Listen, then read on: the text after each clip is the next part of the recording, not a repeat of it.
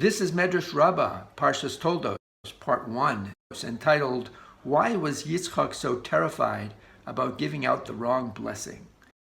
So we all know the story that on the urging of his mother Rivka, Yaakov was dressed up to look like Esav and received the brachas that were supposed to go to Esav. And when that was finished, Yaakov left, and just as he left, Esav walked in. Now the Torah uses very specific language to discuss the emotions that Yitzchak felt at that moment when he realized that Esav was coming in, and he identified himself as his older brother when he thought he just gave the bracha to Esav. It says, Vayicharad Yitzchak charada gedola ad ma'od. He experienced this terrifying fear. So the Midrash is, as it often does, is doubling down on this specific language. You know, we've learned this story as kids. Of all the reactions I would expect, why is it terrifying fear? You could tell me it's anger.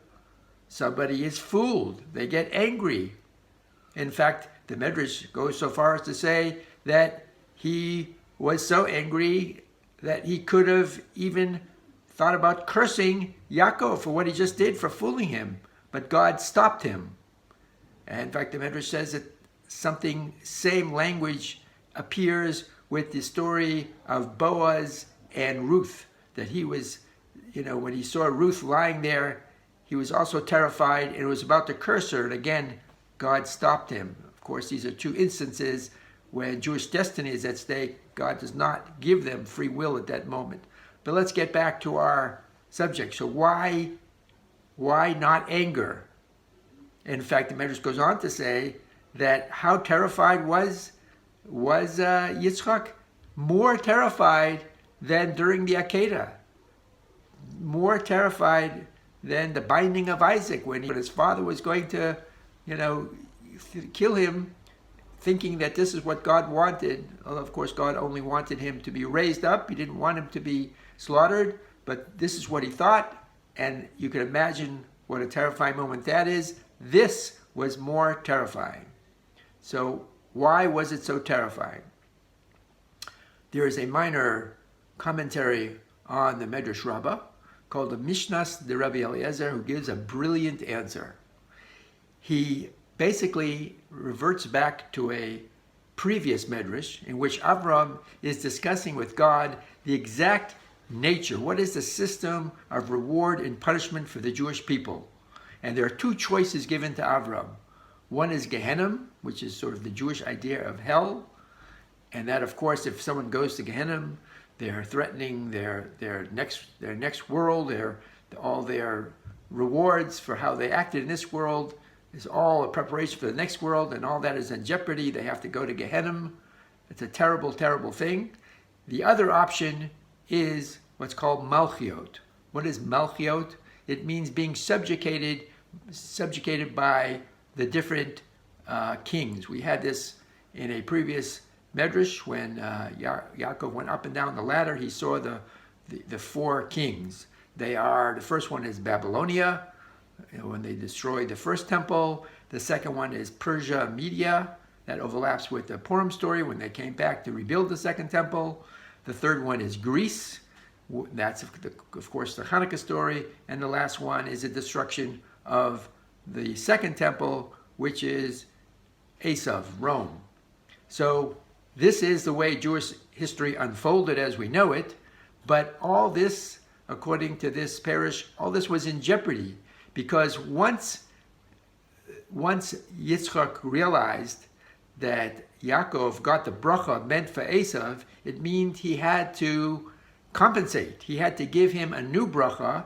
He had to give Esav a new bracha, which would reset the balance, because the bracha that Yaakov got made him dominating over Esav. But as you see from Jewish history, and you see even more importantly from this way that Avram and Hashem negotiated the future reward and punishment system for the Jewish people, it can't be that they get Gehenna.